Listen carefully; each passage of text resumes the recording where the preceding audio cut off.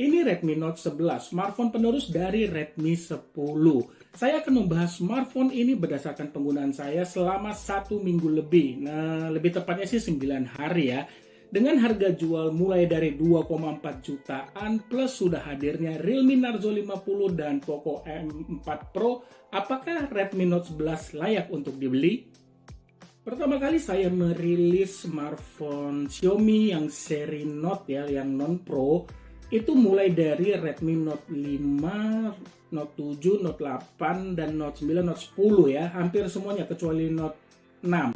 Nah, setiap merilis seri Note tersebut, Xiaomi itu selalu menghadirkan atau memberikan performa lebih tinggi dibandingkan generasi sebelumnya. Tapi tidak pada Redmi Note 11.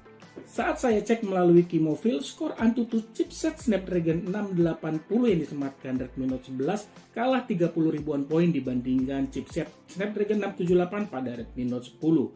Walaupun begitu, Redmi Note 11 ini menjadi smartphone termurah dengan menggunakan chipset Snapdragon 680.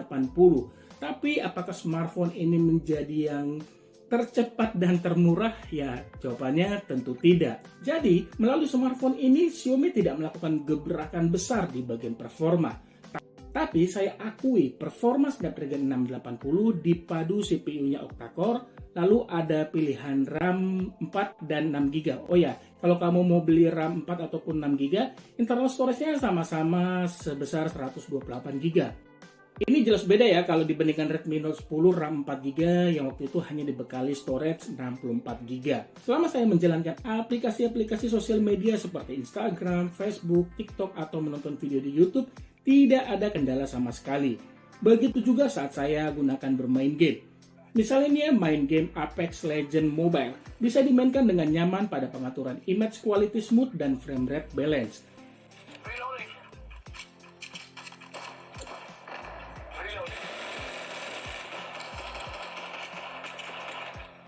Sementara main game Mobile Legends sebenarnya sih ini lancar ya pada pengaturan frame rate high dan grafik ultra.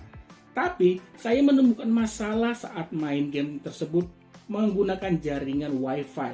Game tuh sering banget loh patah-patah akibat jaringannya itu sering turun naik. Ya semoga aja sih masalah tersebut ya karena software. Jadi Xiaomi itu bisa memperbaiki melalui sistem update. Terlepas dari masalah itu, ya tetap saya akui performa Snapdragon 680 masih bisa diandalkan.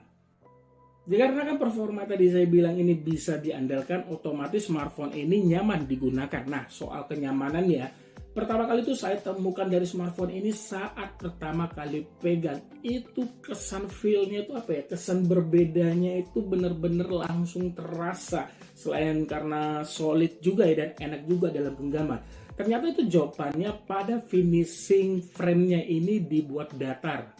Apalagi nih ya, dipadu bobot yang ringan 179 gram dan bodinya itu terbilang tipis, hanya 8,09 mm. Memberikan kenyamanan saat saya gunakan termasuk saat saya harus mengoperasikan smartphone ini dengan satu tangan. Finishing glossy pada back cover masih masuk selera saya karena tidak terlalu berkilau seperti Realme 9 Pro 5G. Di bagian interface, infrared yang bisa dimanfaatkan sebagai pengganti remote TV ataupun AC ya, ini tetap masih ada. Lalu ada juga SIM tray yang bisa menempatkan 2 nano SIM card dan 1 micro SD secara bersamaan. Tapi untuk SIM cardnya ini tidak mendukung jaringan 5G. Tidak lupa juga hadirnya 2 buah speaker yang ditempatkan pada sisi atas dan bawah. Kualitas audio yang dihasilkan kalau menurut selera saya ini masih terbilang bagus untuk smartphone di harga 2 jutaan.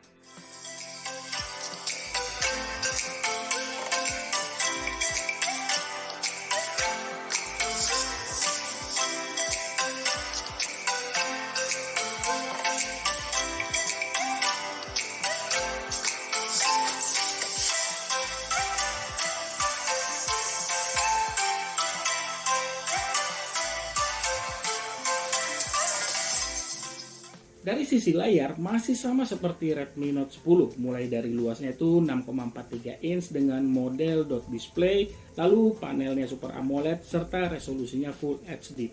Jadi kenyamanan dari sisi visual tetap terasa. Peningkatan kecerahan layar menjadi 700 nits benar-benar membuat tampilan layarnya ini masih bisa terlihat saat saya gunakan pada area outdoor siang hari.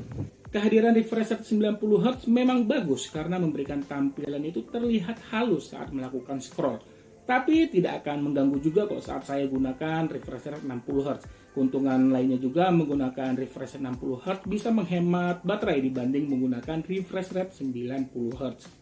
Dikarenakan menggunakan panel Super AMOLED ini sama juga seperti Redmi Note 10, always on display ada, tapi ya ini hanya aktif selama 10 detik saja. Jika kamu ingin always on display selalu aktif saat posisi standby, tinggal matikan saja MIUI Optimization seperti yang sudah saya lakukan pada unit ini. Nah, ada kekurangan yang saya temukan dari smartphone ini, khususnya ini saat saya mengetik pada keyboard angka. Jadi itu ya, saat saya harus mengetik angka kembar dengan cepat, tab yang kedua itu tidak merespon, harus memberikan jeda, baru deh touch yang kedua itu merespon. Apakah punya kalian begitu juga? Boleh dong kasih tahu lewat kolom komentar di bawah. Untuk perlindungan dasar pada smartphone ini ada kok, misalnya yang pertama itu layarnya ini sudah dilindungi Corning Gorilla Glass 3, lalu keamanan dari percikan air berkat sertifikasi IP53. Sekarang saya pindah ke bagian kamera. Redmi Note 11 hadir dengan 4 buah kamera belakang, masing-masing beresolusi 50 megapiksel sebagai lensa wide, lalu ada 8 megapiksel sebagai lensa ultra wide, ada juga lensa 2 megapiksel ini, ada dua masing-masing itu sebagai depth sensor dan makro. Sementara untuk kamera depannya ini hanya satu, beresolusi 13 megapiksel. Pernah saya lihat di feed Instagram Xiaomi Indonesia, kalau smartphone ini tuh dibilangnya ini jawaranya kamera pro. Ya, nggak tahu lah ya, setelah saya menggunakan smartphone ini kayaknya sih agak berlebihan ya. Mungkin aja nih ya, mungkin aja. Ini sisi pro-nya ini pada fitur kamera yang dibawa. Misalnya pada mode pro, ini tidak hanya bisa digunakan saat foto saja, melainkan bisa digunakan saat merekam video. Lalu pada perekaman video timelapse, selain bisa mengatur speed perekaman, bisa juga mengatur ISO shutter speed atau white balance. Fitur ini sangat jarang ada pada smartphone harga 2 jutaan. Tapi nih ya, sayangnya Xiaomi itu belum mau menghadirkan fitur dual view pada perekaman video. Untuk hasil foto menurut saya ini terbilang bagus ya untuk smartphone 2 jutaan. Hasil foto itu terlihat cukup tajam dengan warna yang bukan terlihat gonjreng, tapi saya suka karena warna fotonya itu mendekati warna asli objek foto.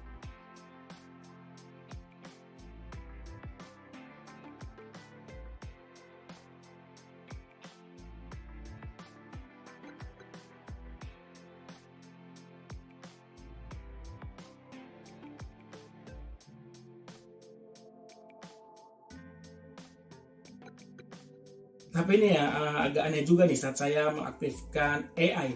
Terkadang hasil fotonya itu tidak konsisten ya. Apa ya? Kadang itu warna yang dihasilkan itu terlihat berlebihan. Jujur itu nggak suka untuk selera saya. Sementara foto di kondisi cahaya seadanya, misalnya mengandalkan cahaya lampu ruangan, terbilang cukup bagus walau detail foto berkurang. Kalau sudah mendekati gelap nih ya, jangan harap hasil foto tanpa noise, tapi itu bukan jadi masalah, masih bisa dimaklumi. Intinya hasil foto dari kamera Redmi Note 11 tidak ada yang saya keluhkan.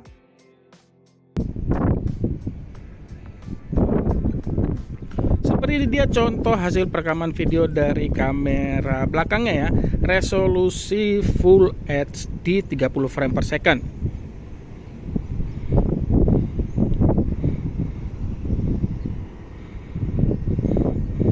Saya akan coba berlari deh.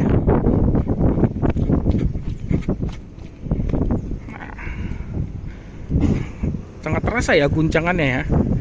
Ya maklumlah tidak ada IIS.